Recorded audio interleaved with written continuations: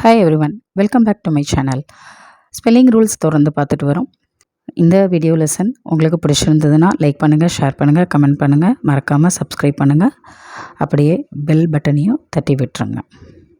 முக்கியமாக வீடியோவை ஸ்கிப் பண்ணாமல் கடைசி வரைக்கும் பாருங்கள். அப்போ தான் லெசன் கிளியராக புரியும். இந்த வீடியோ லெசனில் இஃப் சவுண்டில் முடிகிற ஒரு இங்கிலீஷ் வேர்டுக்கு எப்போ எஃப் போட்டு எழுதணும், எப்போ எஃப் போட்டு எழுதணும் அப்படின்னும், இல் சவுண்டில் முடிகிற வேர்டுக்கு எப்போ எல் போட்டு எழுதணும், எப்போ எல் போட்டு எழுதணும் அப்படின்னு பார்க்க போகிறோம்.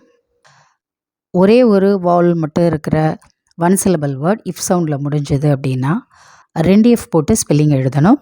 அதே மாதிரி ஒரே ஒரு வால்ஸ்ன்னு வரக்கூடிய ஒன் சிலபிள் வேர்ட் இல் சவுண்டில் முடிஞ்சதுன்னா எல் போட்டு ஸ்பெல்லிங் எழுதணும். Let's see some examples. Include words like stiff, off, cuff, puff, whiff, bill, bull, chill, don. இந்த எல்லா வேர்ட்ஸுமே சிங்கிள் சிலபிள் வேர்ட்ஸ். இதில் சிலது இஃப் சவுண்டில் முடிஞ்சிருக்கு, சிலது இல் சவுண்டில் முடிஞ்சிருக்கு. இஃப் சவுண்டில் முடிஞ்ச எஃப் ஸ்பெல்லிங் எல்லாமே எஃப்எஃப் ஸ்பெல்லிங்காக மாறி இருக்கு.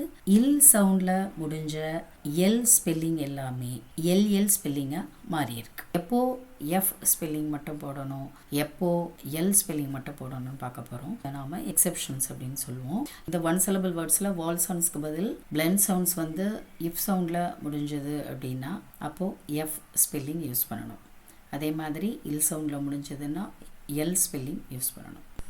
ஃபார் இன்ஸ்டன்ஸ் இந்த வேர்ட் பீஃப் வால் பிளெண்ட் வந்திருக்கு, இஃப் சவுண்டில் முடிஞ்சிருக்கு, அதனால ஒரு எஃப் ஸ்பெல்லிங் வந்திருக்கு.